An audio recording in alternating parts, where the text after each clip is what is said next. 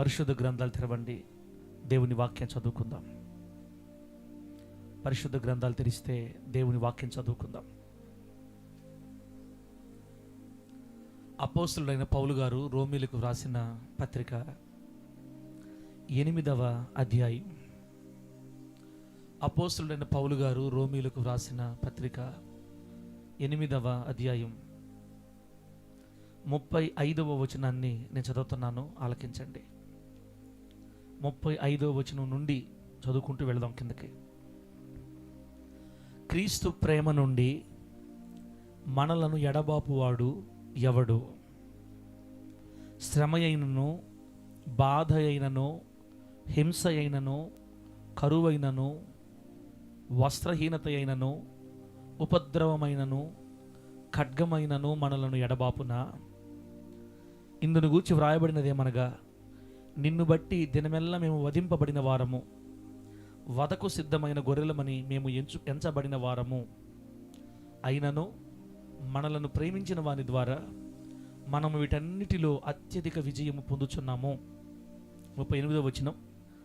మరణమైనను, జీవమైనను, దేవదూతలైనను, ప్రధానులైనను, ఉన్నవి అయినను, రాబోవునవి అయినను, అధికారులైనను, ఎత్తైనను, లోతైనను, సృష్టింపబడిన మరి ఏదైనను మన ప్రభువైన క్రీస్తు యేసు నందలి దేవుని ప్రేమ నుండి మనలను ఎడబాప నేరవని రూఢిగా నమ్ముచున్నాను. దేవుని నామానికి మహిమ కలుగును గాక. చదివిన వాక్యాన్ని పరిశుద్ధాత్మ దేవుడు మనందరికీ అర్థమగునట్లుగా బోధించి, వాక్యపు లోతులలో పరిశుద్ధాత్మ దేవుడు మనల్ని ప్రతిష్ఠించి, పరిశుద్ధుల స్వాస్థ్యములో దేవుడు మనల్ని భద్రపరిచి, లోకమునకు వెలుగై ఉండునట్లుగా దేవుడు మరణము వరకు మనల్ని స్థిరపరిచి నడిపించును గాక. ఆమేన్. దేవుని బిడ్డలారా, ఒక అరగంట దేవుని మాట్లాడుకుందాం. బాగా వినండి. చదవబడిన వాక్య భాగంలో పౌలు గారు రోమీయుల్ని బలపరుస్తూ మాట్లాడుతున్నాడు. రోమీయులకి ధైర్యం చెప్తున్నాడు. రోమీయులు అంటే రోమా పట్టణంలో కట్టబడిన సంఘం, మందిరములో ఉన్న విశ్వాసులు, లేదా రోమా ప్రాంతములో ప్రభు నమ్ముకున్న విశ్వాసుల సమూహం అన్నమాట రోమీయులు అంటే. అపోస్తలుడైన పౌలు గారు రోమా ప్రాంతంలో కూడా ఒక మందిరాన్ని స్థాపించి పరిచయం చేశాడు. ఆ మందిరంలో ఉన్న, ఆ ప్రాంతంలో ఉన్న దేవుని బిడ్డలందరినీ బలపరచడానికి ఆ రోజు చెప్పిన మాట ఇప్పుడు మనం చదివాం.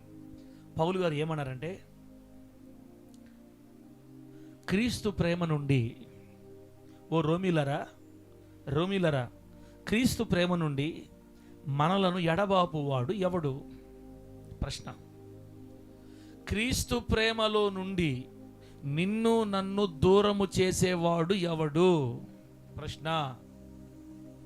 క్రీస్తు ప్రేమ నుంచి అనగా యేసయ్య మనలను ప్రేమించే ఆ ప్రేమ, మన రక్షకుడైన యేసుక్రీస్తు వారు మన మీద కలిగి ఉన్న ప్రేమ, ఆ ప్రేమలో నుండి మనలను దూరం చేసేవాడు ఎవడు? ఒకవేళ చేస్తే గీస్తే ఎవరు చేస్తారో కింద లిస్ట్ చెప్తున్నాడు దేవుడు. అక్కడ ఎవరు చేస్తారు మామూలుగా అంటే, నంబర్ 1 శ్రమ. కొంతమంది శ్రమలలో దేవునికి దూరం అయిపోతారు, బాధలలో దూరం అయిపోతారు. శ్రమ అయినను, బాధ అయినను, హింస అయినను, కరువైనను, వస్త్రహీనత అయినను, ఉపద్రవమైనను, ఖడ్గమైనను మనలను ఎడబాపునా? పౌలు గారు చెప్తున్నారు, రోమీలరా, మనలని క్రీస్తు ప్రేమ నుంచి ఎవడు ఎడబాపుతాడు? శ్రమ, బాధ, హింస, కరువ, వస్త్రహీనత, ఉపద్రవమా, ఖడ్గమా, ఏది ఎడబాపుతుంది? మనలని క్రీస్తు ప్రేమ నుంచి ఏది ఎడబాపలేదు. కానీ మనలను ప్రేమించిన యేసుక్రీస్తు ద్వారా, 37వ వచనం, మనలను ప్రేమించిన వాని ద్వారా మనము వీటన్నిట్లో అంటే శ్రమలలో, బాధలలో, హింసలలో, కరువులో, వస్త్రహీనతలో, ఉపద్రవాలలో, ఖడ్గముకు సాదృశ్యమైన మరణాలలో, వీటన్నిటిలో అత్యధిక విజయము పొందుచున్నాము అని. అంటే ఇవన్నీ కూడా శ్రమలు, కరువు, ఖడ్గం, వస్త్రహీనత, ఉపద్రవం, ఇవేవి కూడా క్రీస్తు ప్రేమ నుంచి మనలని ఎడబాపలేవు. డేవిడ్ రేడియో పెట్టావు నువ్వు, బేస్ పెట్టు. బేస్ ఐడియా ఉంది కదా, తెలుసా? బేస్ హెచ్ఎఫ్ కాకుండా ఇంకోటి ఉండదు చూడు, కింద బేస్ వస్తుంది చూడు, ఎంఎఫ్ అనుకుంటా ఏదో వస్తుంది. ప్రైజ్ ద లార్డ్, హల్లెలూయా. ఎందుకు నువ్వు కూడా ఉండవు జనపదన్నా? ఎంత కనబడిందా? మా అక్షరాలు చూడుమా, వీళ్ళ హెచ్ఎఫ్ కాకుండా ఇంకేముంది చూడు,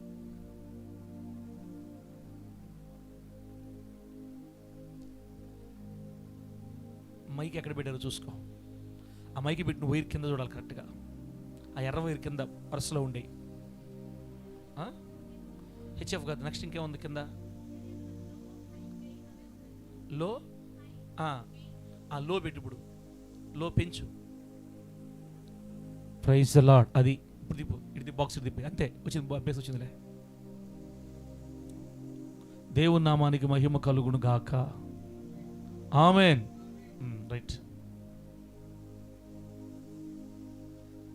బాంధవన్నా, నీకు విషయం అర్థమైందా? క్రీస్తు ప్రేమలో నుంచి మనలను ఎడబాపే వాళ్ళు ఎవరు?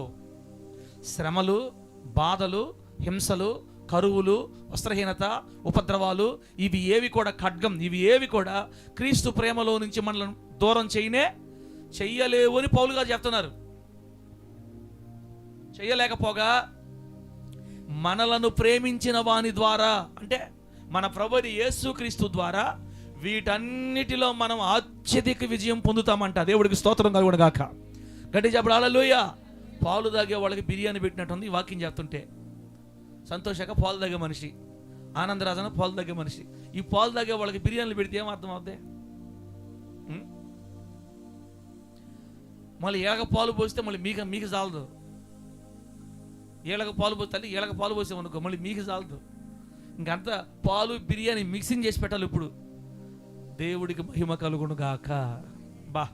నాకు ఎంత సంతోషంగా ఉందంటే, అందుకే చెప్తున్నాను అక్క తల్లి సుభాష్ తల్లి గారు, నేను ఎందుకు ఒక్కరు కూడా నరకానికి పోరు అని ఎందుకంటానంటే, యేసు ప్రభు నమ్మిన ఏ ఒక్కడు కూడా నరకానికి వెళ్ళడు అని ఎందుకంటానంటే, యేసులో నుంచి మనల్ని ఎడబాపే దమ్మున్న వ్యక్తి కానీ, దమ్మున్న సమస్యలు కానీ, దమ్మున్నది కానీ ఈ భూలోకంలో ఏది లేనే లేదు అని చెప్పింది వాక్యమే ఫైనల్ చేసినప్పుడు మనం చెప్పడానికి ఏమే? క్రీస్తు ప్రేమలో నుంచి మనల్ని శ్రమలు ఎడబాపలేవు, క్రీస్తు ప్రేమలో నుంచి మనల్ని బాధలు ఎడబాపలేవు, క్రీస్తు ప్రేమలో నుంచి మనల్ని కరువులు ఎడబాపలేవు, క్రీస్తు ప్రేమలో నుంచి వస్త్రహీనత, ఉపద్రవాలు, కరువు, ఖడ్గం ఏది కూడా ఆయన ప్రేమలో నుండి మనల్ని వేరు చేయలేవు. అంటే నేను చిన్నప్పుడు ఈ వాక్యం చదివినప్పుడు 10th క్లాస్ అప్పుడు ఈ వాక్యం చదివినప్పుడు నాకు ఏమనిపించింది అంటే, ఓహో శ్రమల్లో మనం దేవుడి కోసం నిలబడాలేమో, బాధల్లో మనం దేవుడి కోసమో గట్టిగా మొక్కతా నిలబడాలేమో, ఏమో కరువులు ఖడ్డాలు వచ్చినప్పుడు ఓయమ్మో ఆయన కోసం మనం గట్టిగా నిలబడాలేమో, అయినబ్బా మనం ఏడ నిలబడతామబ్బా అనిపించేది. అప్పుడు ఆ వాక్యం నాకు అప్పుడు బాగా అర్థం కాల. నాకు కాస్త వయసు వచ్చి బాగా దేవుడు అనుభవించిన తర్వాత చదివితే అప్పుడు అర్థమైంది నాకు. అక్కడ క్రీస్తు ప్రేమలో నుండి మనలను ఎడబాపు వాడు ఎవడు అంటే, మనము బయటికి వెళ్ళిపోకుండా, దేవుని ప్రేమలోంచి బయటికి వెళ్ళిపోకుండా మనము నిలబడాలి అని కాదు అర్థం. అక్కడ శ్రమలు వచ్చినా, బాధలు వచ్చినా, కరువులు వచ్చినా, కటకం వచ్చినా, ఏమొచ్చి మనము జాగ్రత్తగా నిలబడాలని అర్థం కాదు అక్కడ. ఆ మాటకు అది కాదు అర్థం. క్రీస్తు ప్రేమ మనల్ని పట్టుకుంది, క్రీస్తు ప్రేమ మనలో ఉంది, క్రీస్తు ప్రేమ మన మీద ఉంది. మన ప్రభు అయిన యేసయ్య మనల్ని ప్రేమిస్తున్నాడు. ఆయన మనలను ప్రేమిస్తున్న ఆ ప్రేమని, ఆయన ప్రేమని మన మీద నుండి తీసేది ఈ భూలోకంలో ఏది లేదు అని రాయబడింది అక్కడ. దేవుని స్తోత్రం కలుగును గాక. ఎన్ని శ్రమలు వచ్చినా ఆయన మనల్ని ప్రేమించడం మానడు. ఎన్ని బాధలు వచ్చినా ఆయన ప్రేమ మన మీద తగ్గదు. ఎన్ని కరువులు, వస్త్రహీనత, ఉపద్రవాలు, ఖడ్గాలు ఎన్ని వచ్చినా క్రీస్తు ప్రేమ మన మీద నుండి తొలగి పోదు అని రాయబడింది.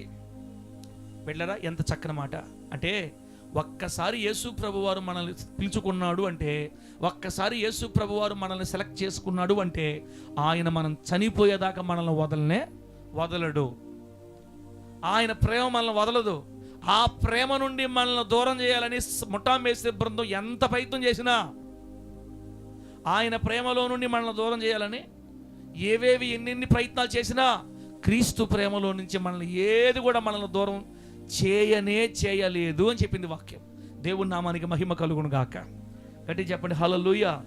ఆయన ప్రేమలో నుంచి దూరం చేయాలని మన మీదకి ఏది వచ్చినా వాటన్నిటిలో నుండి దేవుడు మనకి వాటన్నిటి మీద వాటన్నిటిలో అయినను మనల్ని ప్రేమించిన వాని ద్వారా మనము వీటన్నిటిలో అత్యధిక విజయం పొందుతున్నాము.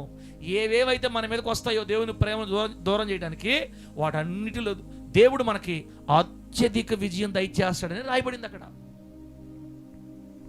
శ్రమల్లో దేవుడు అత్యధిక విజయాన్ని ఇస్తాడు, బాధల్లో అత్యధిక విజయాన్ని ఇస్తాడు, కరువులో, వస్త్రహీనతలో, ఉపద్రవంలో, ఖడ్గంలో దేవుడు అత్యధిక విజయం ఇస్తాడు. ఎవరిని బట్టి? మనలను ప్రేమించిన వాని ద్వారా. అబ్బా అబ్బా అబ్బా, మనల్ని ప్రేమించింది ఎవరు? దేవస్థానమ్మా, ఎవరితో మనం ప్రేమించింది? మనల్ని ప్రేమించింది ఎవరు? యేసయ్య. యేసుక్రీస్తు వారు మనల్ని ప్రేమించాడు. ఆయన ద్వారా, ఆయనను బట్టి మనం అన్నిట్లో అత్యధిక విజయం పొందుతామంట.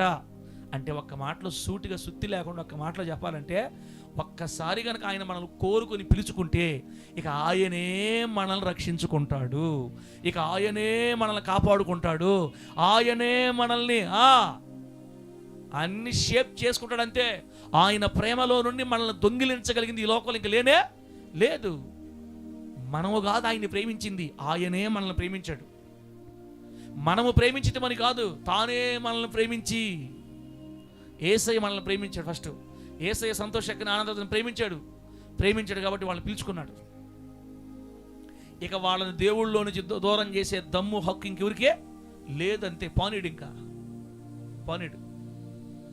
కాకపోతే ఆనందరాజు ఉదయం తెచ్చి రావట్లేదు కానీ నెల్లూరుకే అయినా పర్వాలేదులే.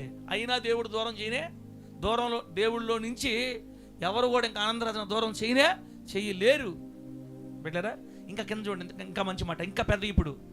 ఇప్పుడు ఇంకా మహా అంటే క్రీస్తు ప్రేమలో నుంచి మనల్ని వేరు చేయడానికి ఎవరెవరు పోటీ పడుతున్నారు చూడండి. క్రీస్తు ప్రేమ నుండి మనల్ని వేరు చేయడానికి, ఎడబాపడానికి ఇంకా మన విషయంలో ఎవరెవరు పోటీ పడుతున్నారు చూడండి. 38వ వచనం, 38. మరణం. క్రీస్తు ప్రేమలో నుంచి మనల్ని వేరు చేయడానికి ఎవరు పోటీ పడుతున్నారు? మరణమైన, జీవమైన, దేవదూతలైన, ప్రధానులైన. ప్రధానులు అంటే ముఠామేసి బృందం అని అర్థం. అంధకార ఆకాశ మండలమందున్న దురాత్మల సమూహాలు అనే దగ్గర ఎఫెసీ పత్రికలో ప్రధానులు, అధికారులను రాయబడ్డది. ప్రధానులను, లోక సంబంధమైన ప్రధానులను, అధికారులను అని ఉంటుందన్నమాట అక్కడ.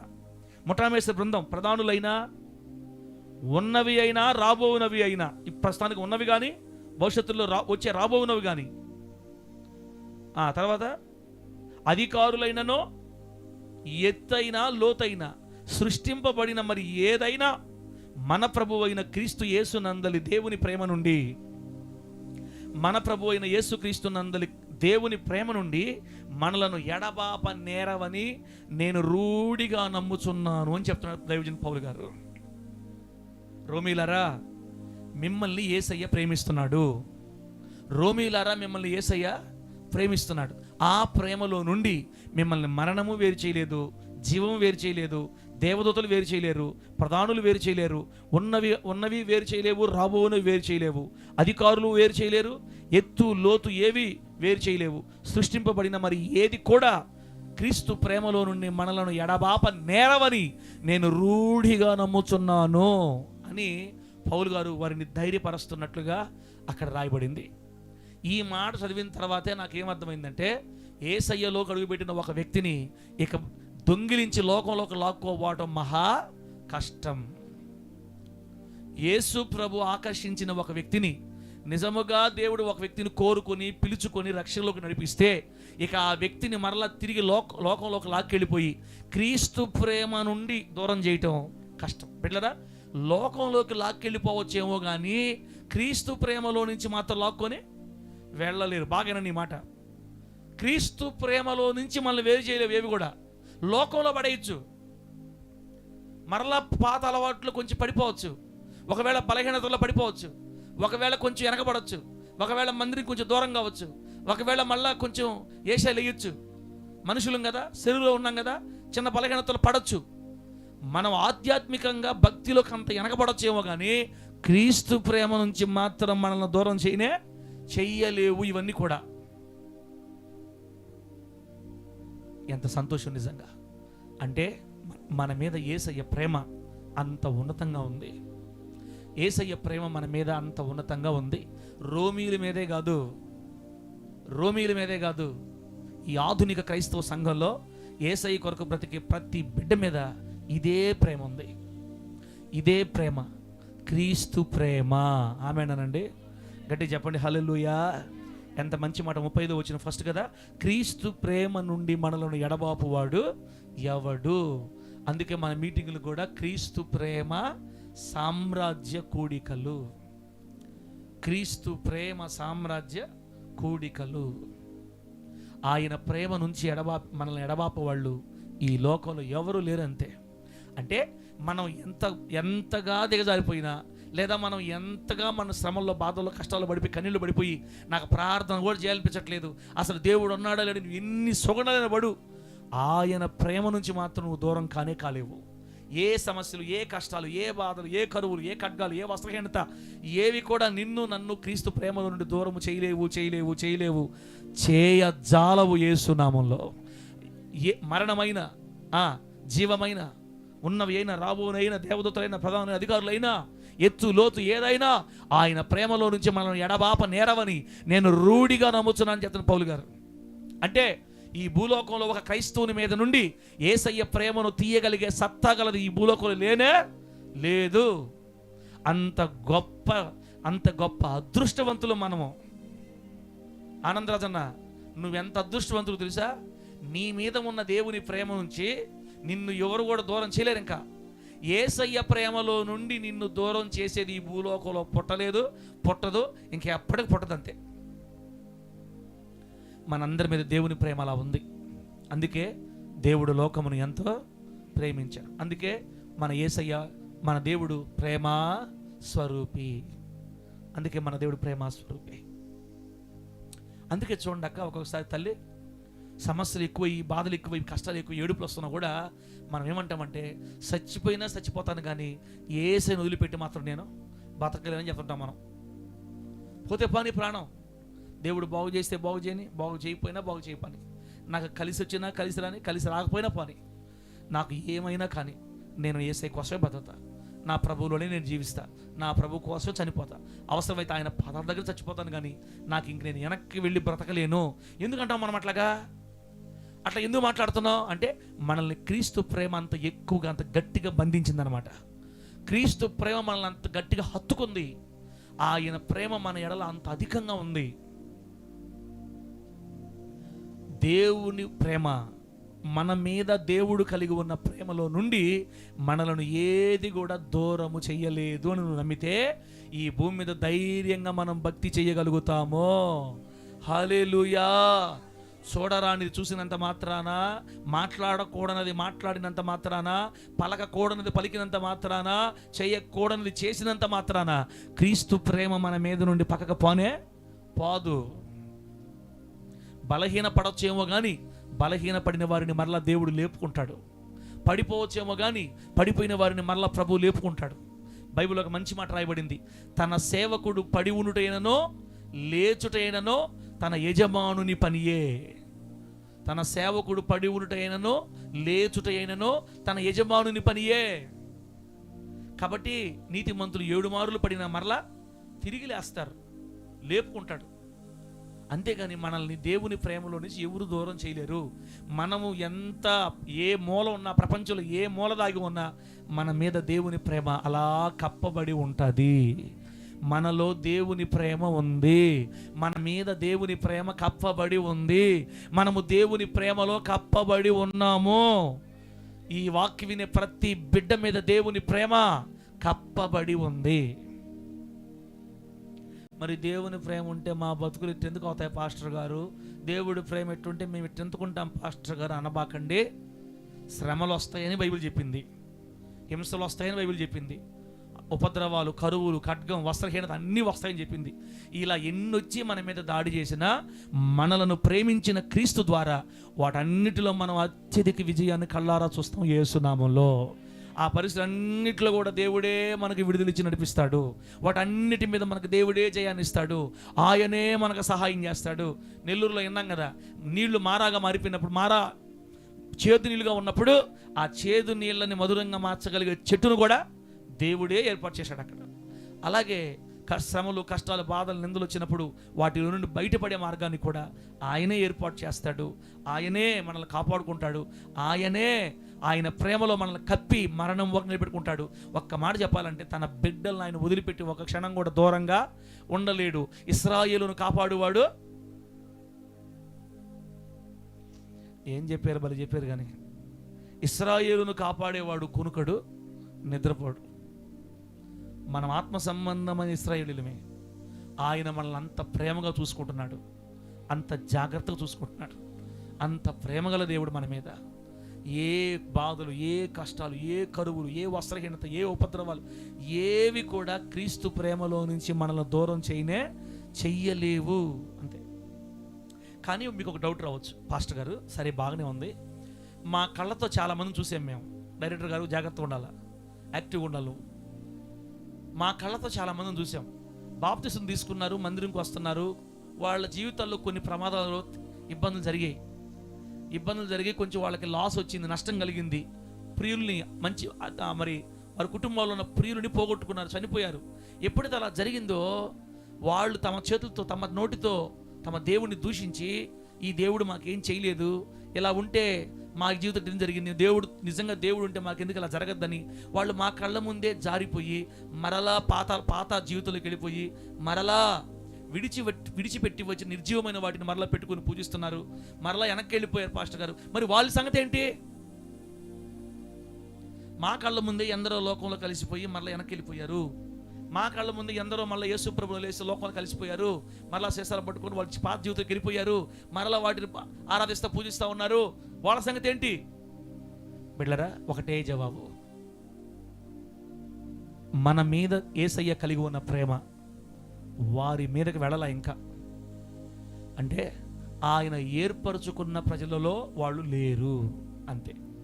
చెప్పండి అన్నమాట. దేవుడు ఏర్పరచుకున్న ప్రజలలో వాళ్ళు లేరు. దేవుడు కోరుకున్న ప్రజలలో వాళ్ళు లేరు కాబట్టే కొంతకాలం ఉండి మరలా వెనక్కి వెళ్ళిపోయారు. ఆయన కోరుకున్న గుంపులో గనక ఉంటే తిరిగి వాళ్ళు ఎప్పటికీ వెనక్కి వెళ్ళలేరు.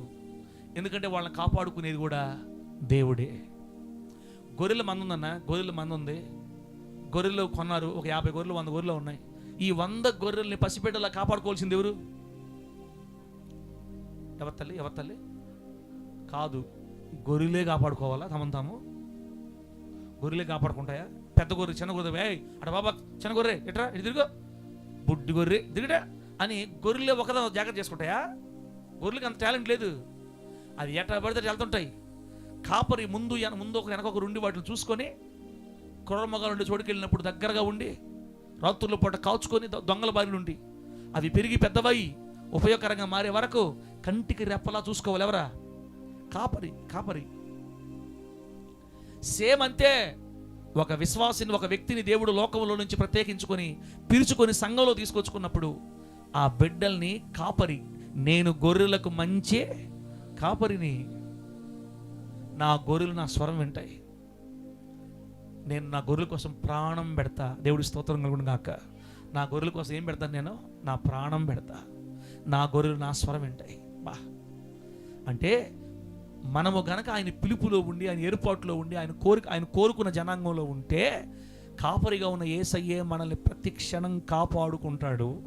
లోకంలో పడిపోకుండా, జారిపోకుండా, దేవుణ్ణి విడిచిపెట్టకుండా, లోకాశలో మరి పూర్తిగా దేవునిలోంచి జారిపోయి అవతల వైపుకి మరలా నిర్జీవమైన స్థితిలోకి వెళ్ళిపోకుండా ఆయనే వెంట ఉండి సేవకుల ద్వారానో, ఆత్మీయుల ద్వారానో, వాక్యం ద్వారానో, కళల ద్వారానో వారిని హెచ్చరించుకుంటూ మొత్తానికి వాళ్ళ మీద వాళ్ళు నిర్జీవం అయిపోకుండా జీవం కలిగే బతికేటట్లు వారిని కాపాడుకుంటూ తీసుకురావాల్సిన బాధ్యత ఎవరిదే?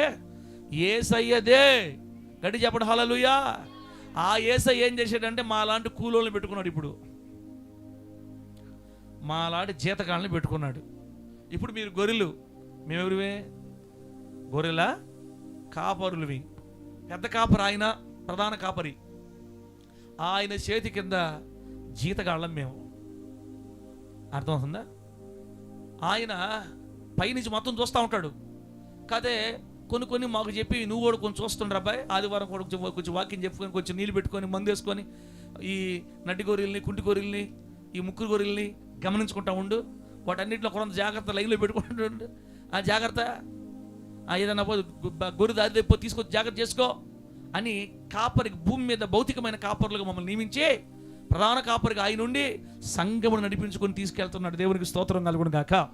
గట్టిగా చెప్పండి హల్లెలూయా. నాకు కాపరి తత్వము నేర్పి గొర్రె ఏంది వచ్చింది, గొర్రెలను అప్పగించి నాకు కాపరి తత్వము నేర్పి పోయింది. పుస్తకం దీని మంచి మంచి పదం, అది మంచి పాట. ఏం పాట అది? ఆ పాట ఏదమ్మా? ప్రధాన కాపరివై నడిపించుచున్నావు, ప్రధాన కాపరివై పరమ కుమ్మరి నా ప్రాణనాద. డేవిడ్ గారు రథం పెట్టాలి తొందరగా, నువ్వు పుస్తకం తొందరగా ఇచ్చి రథం పెట్టాలి. నీకే నా స్తోత్రార్పణ. తన లైవ్ సాంగ్స్లో ఉంటుంది, చూస్తావా? నీ దగ్గర ఛానల్ నెట్ ఉందా లేదా? మంచోళ్ళే, రథం పెట్టయ్యా, రథం పెట్టు. పరమ కుమ్మరి నా ప్రాణనాద నీకే నా స్తోత్రార్పణ.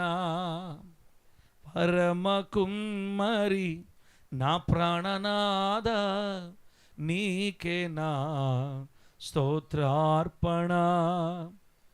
వేలాది దూతల పరివారముతో దిగి వచ్చే ఆ శుభవేళ. అర్థం లేదా? వేవేల దూతల పరివారముతో దిగి వచ్చే ఆ శుభవేళ మైమరచుదునే నీ సన్నిధిలో నిన్ను దర్శించగా. పుస్తకం అయినా దండాలు పెడతా నీకు తీతల్లే. ఆ చరణం పడుకుంటూ కొట్టుకోండి, మీరే కొట్టుకోండి.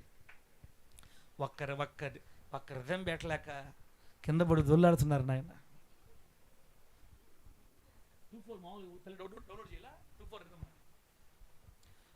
మనం వచ్చిన పడదాం అక్క, మనం వచ్చిన పడదాం. ఫస్ట్ వచ్చినవే.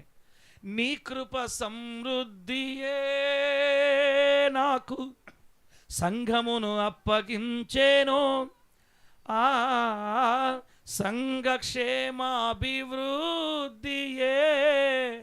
నా ప్రాణముగా మార్చేను. ఇప్పుడు చూడండి, నాకు కాపరి తత్వము నేర్పి దుడ్డు కర్ర నాకు ఇచ్చి గొర్రెలను అప్పగించి వాటి క్షేమము నాకు తెలిపి. నాకు కాపరి తత్వము నేర్పి దుడ్డు కర్ర నాకు ఇచ్చి గొర్రెలను అప్పగించి వాటి క్షేమము నాకు తెలిపి. ప్రధాన కాపరివై నడిపించుచున్నావు, ప్రధాన కాపరివై నడిపించుచున్నావు, ప్రధాన కాపరివై మమ్ము నడిపించుచున్నావు, ప్రధాన కాపరివై నడిపించుచున్నావు. పరమ కుమ్మరి నా ప్రాణనాద నీకే నా స్తోత్రార్పణ.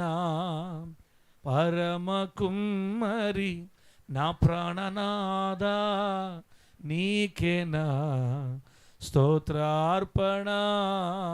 హల్లెలూయా.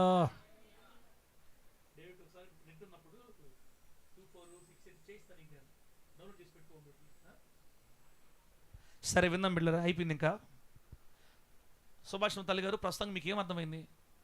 ఒక్కసారి దేవుని ఏర్పాటులోకి వచ్చిన ఒక వ్యక్తి, దేవుడు లోకంలో నుండి, పాపంలో నుండి, విగ్రహారాధన నుండి, శాపంలో నుండి ఒక వ్యక్తిని పిలుచుకొని ఏర్పరచుకొని అవతల వైపు నుండి యువతల వైపుకు లాగి బాప్తిస్మం ద్వారా సంఘంలో చేరిస్తే ఇక ఆ వ్యక్తి మరణం వరకు ఆయన ప్రేమలో నుంచి బయటికి పోలేడంతే. పోలేడు. అది వీళ్ళ గొప్పతనం కాదు. ఎవరు గొప్పతనం?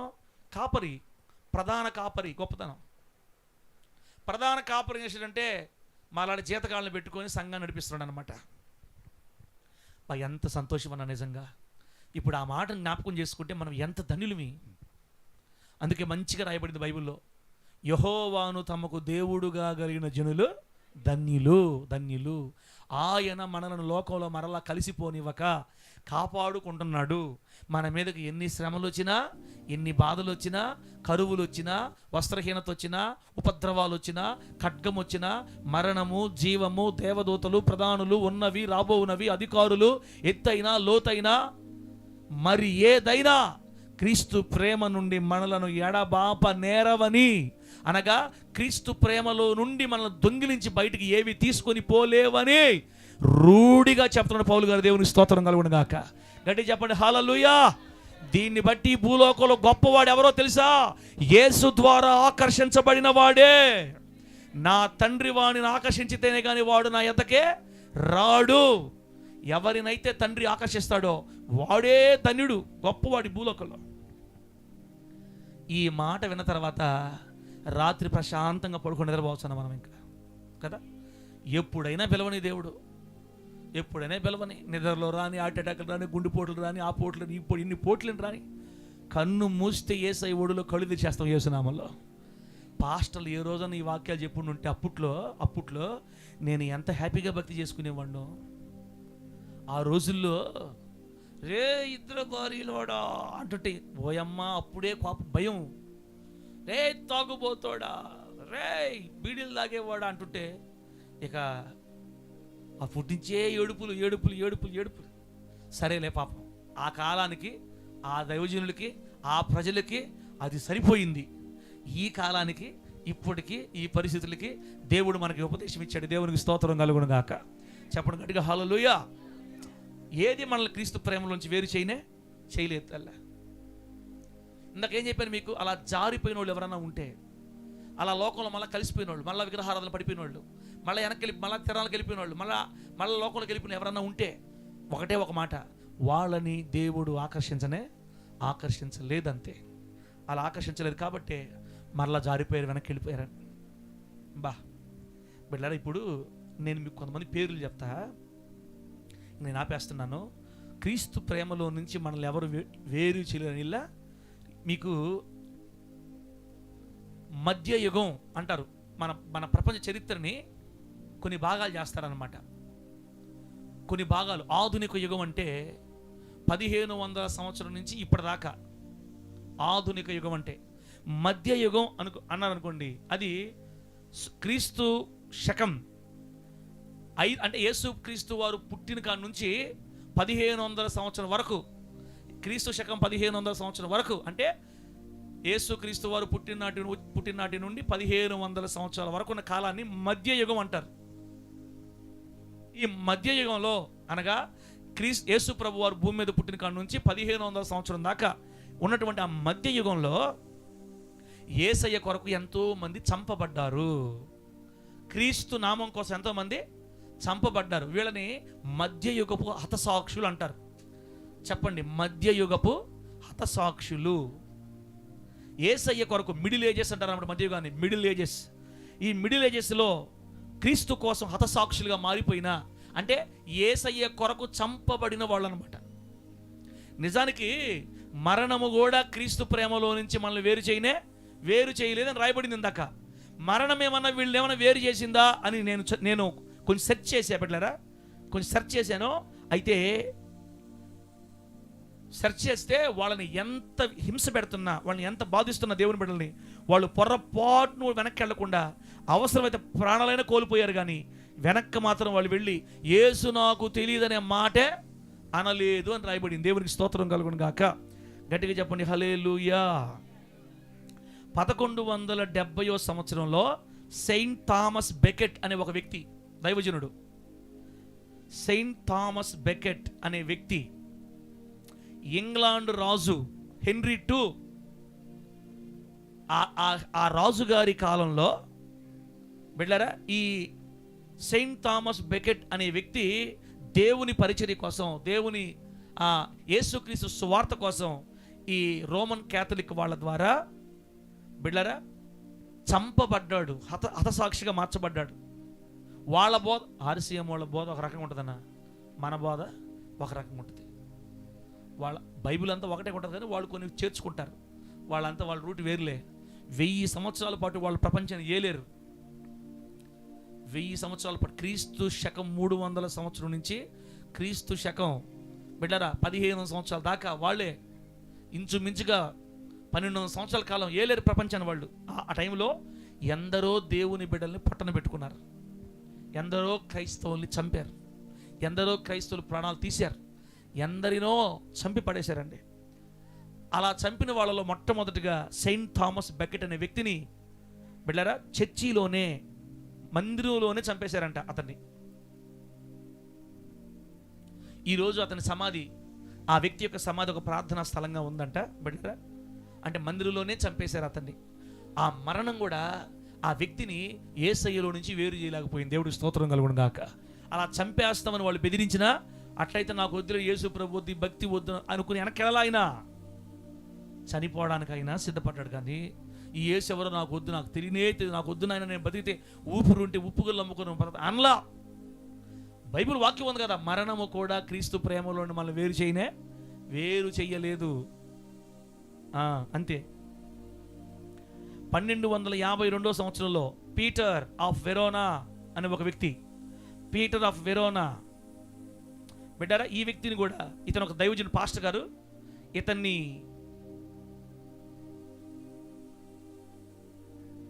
ఇతను పరిచర్య ప్రారంభించిన 11 నెలల్లోనే, అంటే సంవత్సరం లోపే ఇతను సేవ స్టార్ట్ చేసిన 11 నెలల్లోనే 1252 సంవత్సరంలో ఇతన్ని చంపారండి. ఇతన్ని బాధించి క్యాననైజ్ అంటే ఒక కొయ్యి కట్టేసి, భూమిలో ఒక కొయ్య నాటి, కొయ్యకి ఇతను కట్టేసి కింద కట్టెలు పెట్టి కాల్చి చంపడాన్ని క్యాననైజ్ అంటారు. ఒక కట్టెకి ఒక పెద్ద దొంగ నాటి, ఆ దొంగకి మనిషిని కట్టేసి అతని చుట్టూ కట్టెలు పేర్చి కట్టెలకు నిప్పంటించి ఆ కట్టెల మధ్యలో కాలుతూ కాలుతూ కాలుతూ చనిపోవడాన్ని క్యాననైజ్ అంటారు. తల్లి నిజంగా చెప్తున్నాను అతను కట్టేశారు, దొంగకి చుట్టూ కట్టెలు పెట్టారు, పెట్రోల్ పోసారు, అంటించారు. ఆ సెగ మొట్టమొదటి తగలగానే ఆ చురుకుకి డేవిడ్, ఇక్కడ చూడు డేవిడ్, ఆ చురుకు, ఆ వేదన, మహాబాధ శరీరం తగలగానే నిజంగా క్రీస్తు ప్రేమ గనక మనలో లేకుండా, క్రీస్తు ప్రేమ మనల్ని పట్టుకోకుండా, యేసయ్య ప్రేమ మనల్ని బంధించకుండా, యేసయ్య ప్రేమ మన మీద ఉండకుండా గనక ఉంటే, ఆ చురుకు తగిలిన మొదటి క్షణంలోని వద్దు, నాకు వద్దు యేసయ్య, ఆపేయండి తొందరగా అంటారా అనరా? యేసయ్య ప్రేమ మన మీద లేకపోయి ఉంటే అసలు అగ్గిపులు వెలిగించక ముందే నీకు దండాలు పెడతావు, ఈ దేవుడు తీసేయ్ అంటారు అంతే. తన చుట్టూ కట్టెలు పేర్చి కాలుస్తూ ఉంటే ఆ వేడికి, ఆ నిప్పులకి, ఆ అగ్నికి తన శరీరం ఉడికిపోతూ ఉంటే నోరు తెరిచి యేసే రక్షకుడు, యేసే దేవుడు, దేవా ఈ పాపాన్ని వీరి మీద మీరు మోపొద్దు అని మన పితరులు అందరూ మరణంలో కూడా క్రీస్తును గణపరుస్తానే చనిపోయారు చాలామంది. ఎందుకు ఇలా జరుగుతుందంటే క్రీస్తు ప్రేమ నుండి మనల్ని మరణం కూడా ఎడబాపలేదు. మరణము కూడా మనల్ని క్రీస్తు ప్రేమలో ఎడబాపలేదు. ఇలా ఎందరో దైవజనులు ప్రాణాలు తీయబడ్డారండి. క్యాననైజ్ అంటే అలాగనమాట. తర్వాత 1220 సంవత్సరంలో బెరార్డ్ ఆఫ్ కార్బియో అనే వ్యక్తి, అతని సహచరులు మొత్తం కలిసి సువార్త కోసం మొరాకో అనే ప్రాంతానికి మిషనరీలుగా ఆ ప్రాంతంలోకి వెళ్ళి దేవుని పరిచయం చేద్దామని వెళ్ళి, ఆ మొరాకోలో దుండగుల చేత అందరూ చంపబడ్డారు. వాళ్ళు చనిపోయినా, మరణంలోకి వెళ్ళిపోయినా అట్లాగే చచ్చిపోయారు. కానీ వాళ్ళకి భయపడి వెనక్కి తిరిగి రాలేదు. 1240 సంవత్సరంలో సెరాపియన్ ఆఫ్ అల్జియర్స్ అనే ట్రూపు ఉత్తరాఫ్రికాలో బందీల ముక్తి కోసం పనిచేసి, సెరాపియన్ ఆఫ్ అల్జియర్స్ అనే ఒక వ్యక్తి ఉత్తరాఫ్రికాలో బందీల కోసం పనిచేసి వాళ్ళ మధ్యలోనే చంపేశారంట అతన్ని, దేవుని సేవ చేస్తానే. నికోలస్ టావెలిక్ అనే ఒక వ్యక్తి 1391 సంవత్సరంలో ముస్లిం పాలకుల మధ్యలోకి వెళ్ళి దేవుని వాక్యం ప్రకటించి బోస్నియా అనే ప్రాంతంలో హతుడుగా చంపబడ్డాడు ముస్లిం పాలకుల చేత. చచ్చిపోవడానికి రెడీ అయ్యాడు, కానీ యేసును ప్రకటించడం మాత్రం మానలా. దేవునికి స్తోత్రం కలుగును గాక.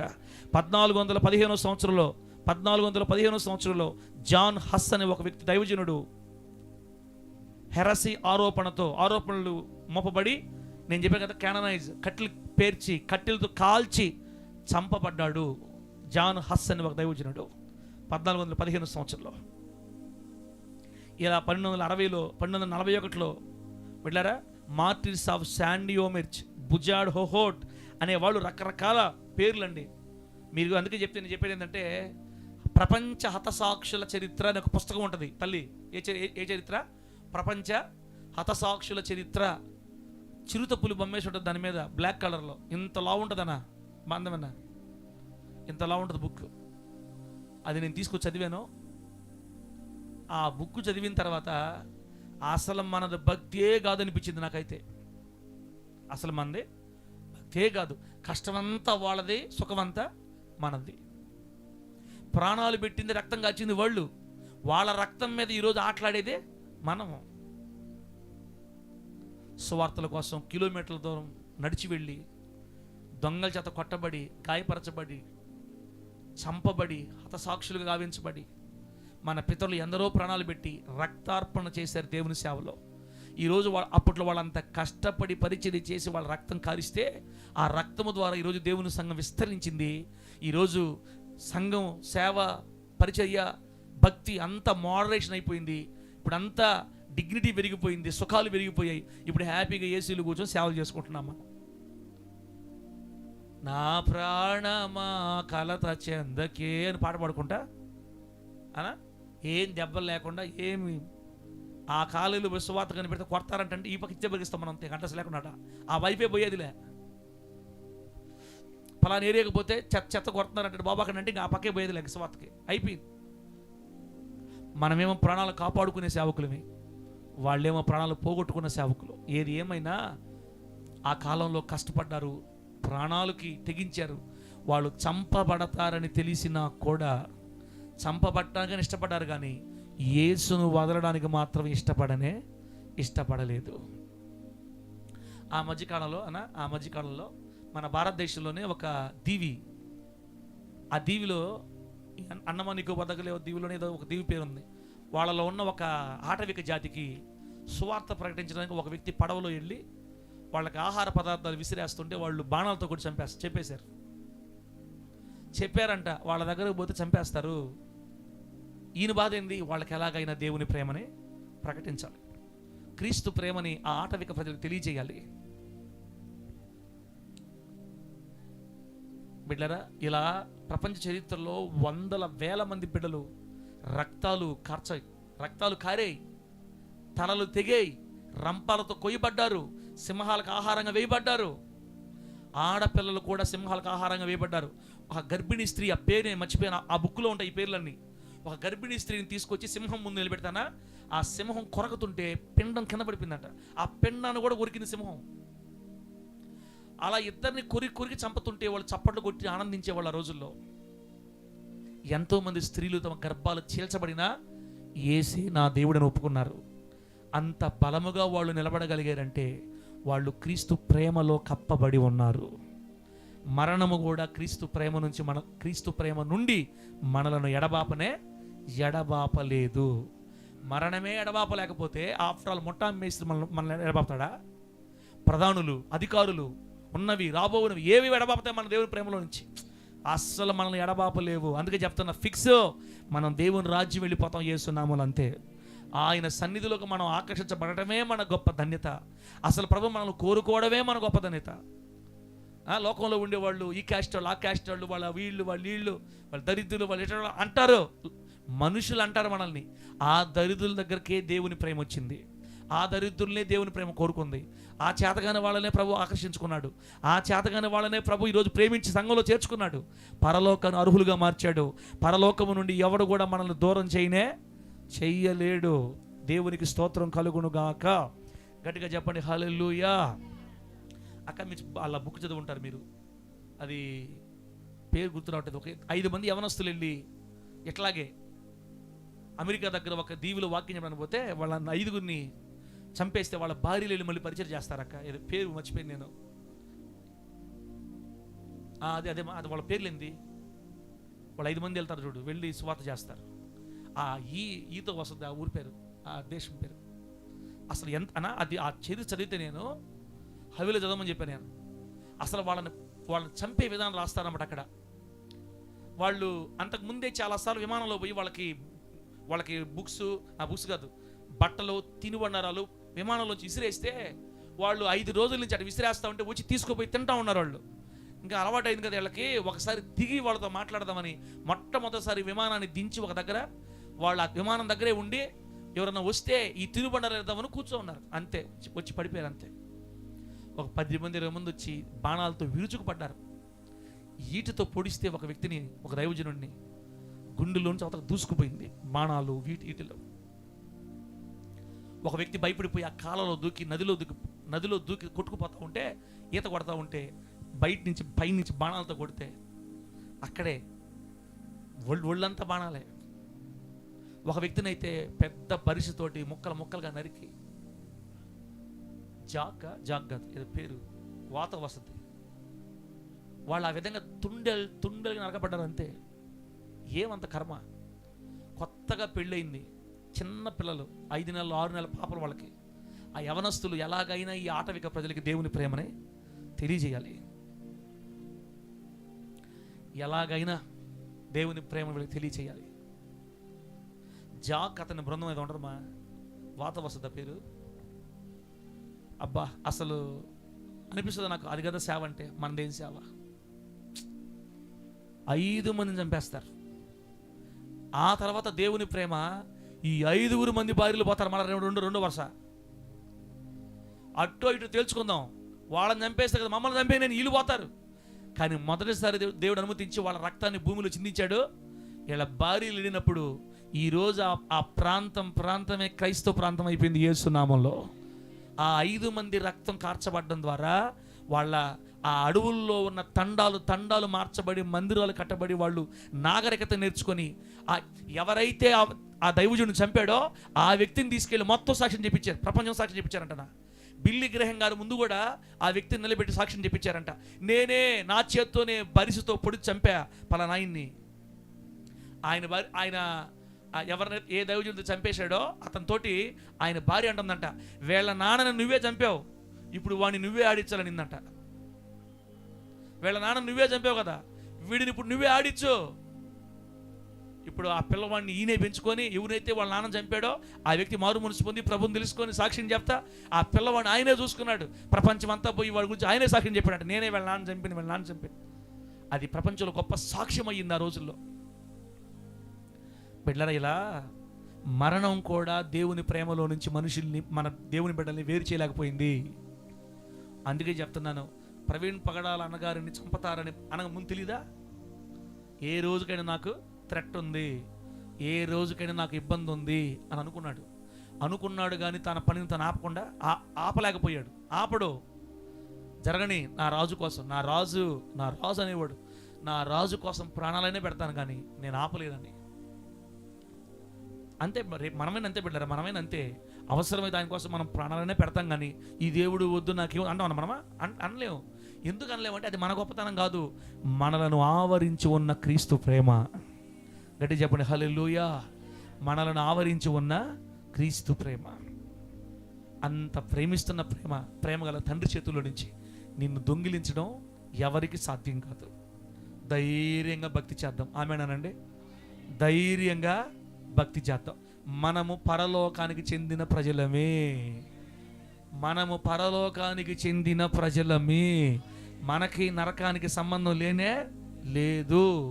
ఆయన మనల్ని కోరుకున్నాడు, ఆయన మనల్ని పట్టుకున్నాడు, ఆయన మనల్ని స్థిరపరచుకున్నాడు. భూమి మీద ఆయన కోసం బ్రతికించుకుంటాడు. కన్ను మూస్తే పరలోకం తీసుకెళ్ళిపోతాడు. దేవుడి మాటలు మనకు ఆశీర్వాదకరంగా మార్చి వర్ధల చేయను గాక. ఆమేన్. కళ్ళు మూసుకోండి, ప్రార్థన చేసుకుందాం.